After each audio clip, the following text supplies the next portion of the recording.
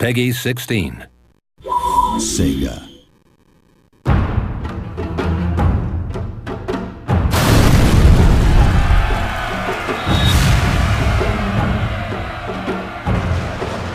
The Fall of the Samurai features the most advanced weaponry ever seen in a Total War game. Even things like just straightforward rifle technology have come on enormously. It's more furious, faster reloading, more death. Over 50 new land and sea units change the rules of engagement, giving battles an entirely different feel. Some of the most interesting ones on land are obviously the Gatling gun, but we've also got a lot of new line infantry units and riflemen. And on sea, got lots of ironclad ships and the torpedo boat, which is perhaps a favourite of mine. Launch torpedoes!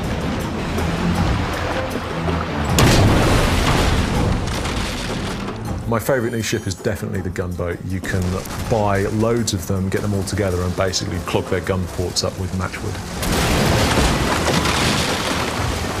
It's a fantastic divisionary tactic.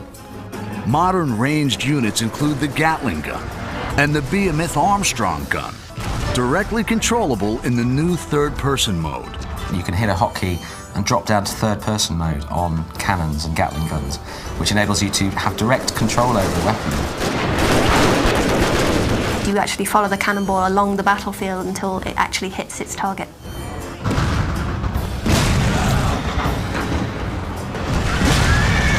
The downside, obviously, is that it means that you're not really paying attention to the rest of the battlefield, so it can be quite dangerously distracting. Mighty steam-powered ironclad warships armed with torpedoes make naval battles much more destructive.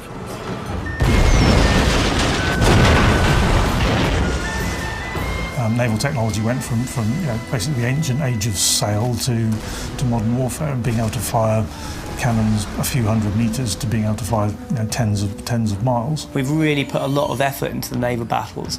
They're the best naval battles we've ever done, I think.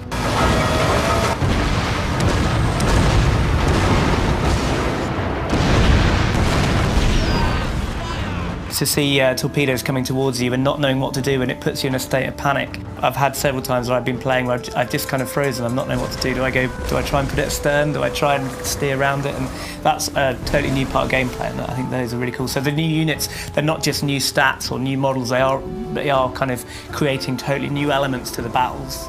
The increased power of naval weaponry allows fleets to play a greater strategic role.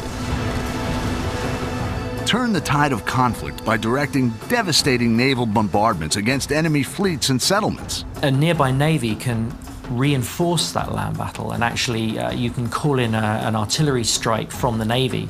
So you can select your general and you can pick a location on the map, and you'll basically just see a huge artillery bombardment raining down fire onto the enemy. And you have to time those right because they're not immediate, so you have to kind of try and predict where you should be calling it. They're really good fun. Attempt a naval assault on an occupied enemy port to fight the new port siege battle type. The attackers will sail in to a coastal region. The defenders will actually have artillery mounted on the coast that they can use to bombard the attacking ships, as well as having their own fleet to back up. So there's a whole new battle type. Upgrade your castles with deadly matchlock or Gatling gun towers to give a new dimension to sieges on land.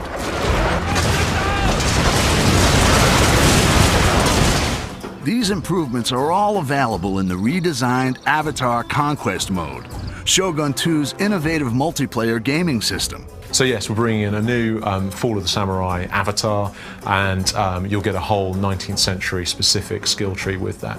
Access to a bunch of new retainers and a bunch of new armor sets as well, so you'll really be able to kind of customize your online persona in line with the sort of 19th century look and feel that the rest of the game will have.